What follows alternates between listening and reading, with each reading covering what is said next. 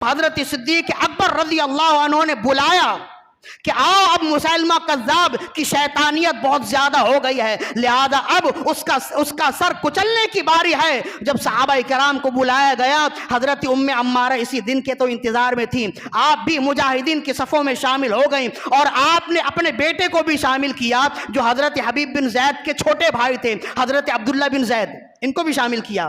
فرمائے بیٹے جیسے تمہارے بھائی نے جواں مردی کا مظاہرہ کیا، کبھی بھی ننگی تلوار کو، چمکتی ہوئی تلوار کو دیکھ کر اپنا عقیدہ مت بدلنا، ڈرنا نہیں، مرنا تو ہے، لیکن اگر جوانی کی موت آ جائے تو بہت بڑی بات ہے، ورنہ جب انسان بوڑھا ہو جائے اور کسی کام کا نہ رہے تو لوگوں پر بوجھ ہو جاتا ہے، اس وقت کا مرنا بڑی بات نہیں ہوتی ہے، اس وقت لوگ موت کی تمنا کر رہے ہوتے ہیں۔ لہذا جوانی کی موت سے کبھی گھبرانا نہیں، ڈرنا نہیں، کتنا ہی بڑا پہاڑ مخالف میں آ جائے کبھی گھبرانا نہیں، کبھی پائے استقلال میں تزلزل نہ آئے، کبھی پائے استقلال متزلزل نہ ہو، یہ ترغیب دی، یہ وصیت کی، یہ نصیحت کی، اور اپنے بیٹے کے ساتھ چلے۔ اب کہتے ہیں کہ تمام صحابہ کرام وہاں پہنچے، یمامہ کے میدان میں یہ ایک علاقہ ہے، اور اسی علاقے کی مناسبت سے اس جنگ کا نام جنگ یمامہ رکھا گیا، جس کی پیشن گوئی خود رسول اللہ نے کی اور جس کی پیشن گوئی خود خالق اکبر نے کر دی تھی۔ ستدعون الی اولی باس شدید کہہ کے کہ ان قریب تمہارا مقابلہ ایسے لوگوں سے ہوگا جو انتہائی جھگڑالو، انتہائی مضبوط اور انتہائی جنگجو ہوں گے۔ تو کہتے ہیں یہی لوگ تھے۔ اب صحابہ کرام کی کتنی تعداد تھی؟ تو کہتے ہیں صحابہ کرام کی کل تعداد 40,000 تھی، اور ادھر 1,00,000 سے زیادہ کا مجمع تھا۔ حضرت خالد ابن ولید رضی اللہ عنہ صحابہ کرام کو لیڈ کر رہے تھے، سپاہی سالار تھے۔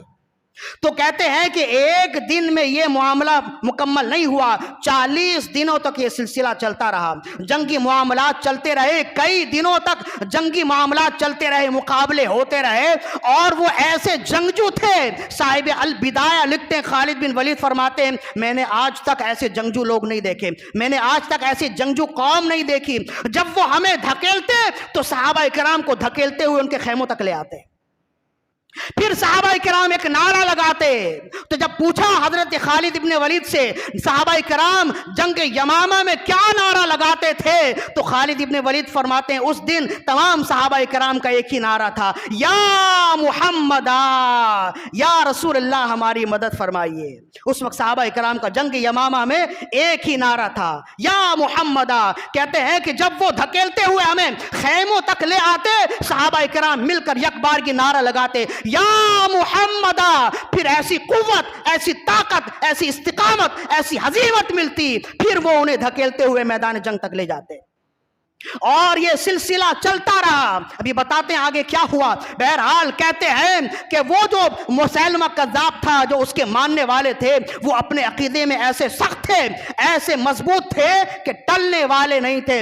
بالآخر کئی دنوں تک یہ مقابلہ ہوتا رہا، مسلمانوں کی تعداد تو ویسے ہی کم تھی، اور جب مسلمانوں نے دیکھا، خالد ابن ولید رضی اللہ عنہ نے دیکھا یہ ایسے ماننے والے نہیں ہیں، ایسے ہی مقابلہ ہوتا رہا تو ہماری طاقت آہستہ آہستہ مزید کمزور ہوتی جائے گی۔ اب خالد ابن ولید رضی اللہ عنہ نے تمام صحابہ کرام کو جمع کیا اور فرمائے دیکھو ان سے مقابلہ بھی کرو، اور اصل ٹارگٹ مسیلمہ کذاب کو دو، اصل اس پر نشانہ رکھو، اور دیکھو وہ جہاں ملے اسے قتل کر دو۔ جب یہ مرکز قتل ہو جائے گا تو تمام لوگ خود بخود راہ راست پر آ جائیں گے، بکھر جائیں گے، اس لیے کہ یہ امیر لشکر ہے نا۔ جب یہ مارا جائے گا تو تمام لوگ خود بخود راہ راست پر آ جائیں گے۔ اب کہتے ہیں کہ صحابہ کرام لڑتے بھی رہے اور مسیلمہ کذاب کو دیکھتے بھی رہے اور اس کے گرد گھیرا تنگ کرتے رہے۔ زیادہ تر بہت سارے مسلمان صحابہ کرام شہید ہوتے رہے اور ان سے 3 گنا زیادہ وہ قتل ہوتے رہے۔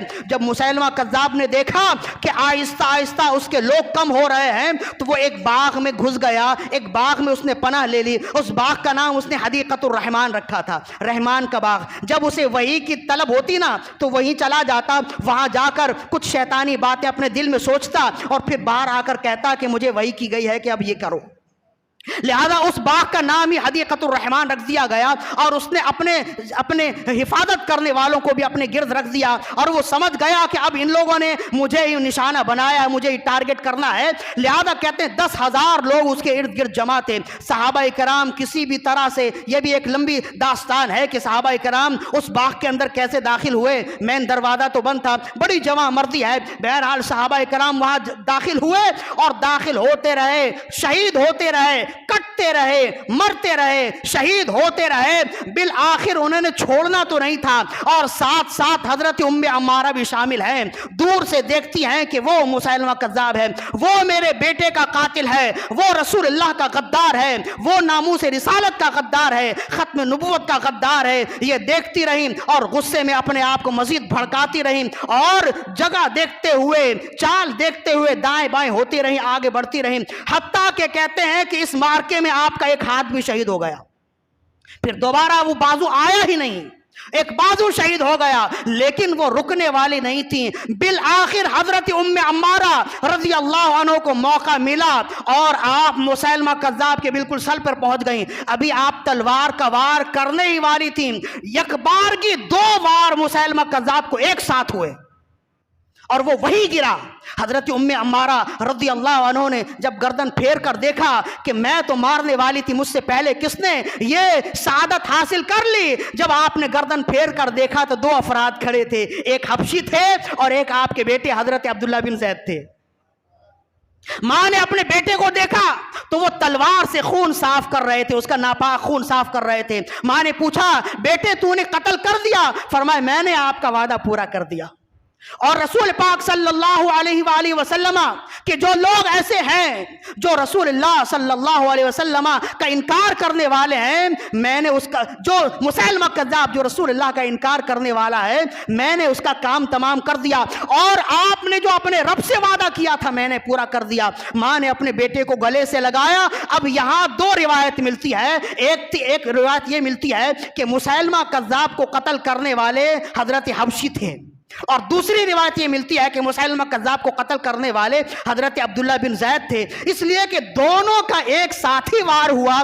اب راوی یہ بات بیان ہی نہیں کر سکتا کہ کس کے وار سے مسیلمہ کذاب ہلاک ہوا، اسی وجہ سے کہتے ہیں کہ دونوں کو یہ کرامت دی گئی اور دونوں کو یہ سعادت ملی۔ اگر کہا جائے حضرت حبشی نے مسیلمہ کذاب کو قتل کیا یہ بھی ٹھیک ہے، اور اگر کہا جائے کہ حضرت عبداللہ بن زید الانصاری رضی اللہ عنہ نے مسیلمہ کذاب کو قتل کیا یہ بھی ٹھیک ہے۔ اب کہتے ہیں کہ یہ جنگ ایسی گھمسان کی جنگ تھی، ایسی زبردست جنگ تھی، جنگ تو ختم ہو گئی چند دنوں میں، 12-13 دنوں میں فیصلہ ہو گیا، لیکن پھر بھی حضرت خالد ابن ولید 40 دنوں تک رہے، 40 دنوں تک یمامہ کے میدان میں خیمے میں رہے۔ جانتے ہیں کیوں؟ فرماتے ہیں اس کی وجہ آپ نے خود ہی ارشاد فرمایا، خود ہی روایت کی ہے، فرمایا اس کی وجہ یہ ہے کہ کوئی صحابی چلنے کے قابل نہیں تھا۔ اتنے صحابہ کرام شہید ہوئے اور اس قدر زخمی ہوئے کہ کوئی صحابی چلنے کے قابل نہ تھا کہ وہ سواری پر سوار ہوتے اور دوبارہ مدینے آتے، تو اپنے اپنے خیمے میں ان کو رکھا گیا اور مرہم پٹی ہوتی رہی، ان کا علاج معالجہ ہوتا رہا، حتیٰ کہ فرماتے ہیں لم یکن من الصلاۃ الا رجل قلیل، جب نماز میں بھی لوگ آتے نا تو ان کی بھی تعداد انگلیوں میں گنتی کی تھی۔ صحابہ کرام میں اتنا تاب ہی نہیں تھا کہ وہ نماز میں بھی حضرت خالد بن ولید کے ساتھ نماز پڑھ سکیں، با جماعت نماز پڑھ سکیں۔ کیوں؟ اس کی وجہ یہ ہے کہ وہ سب کے سب انتہائی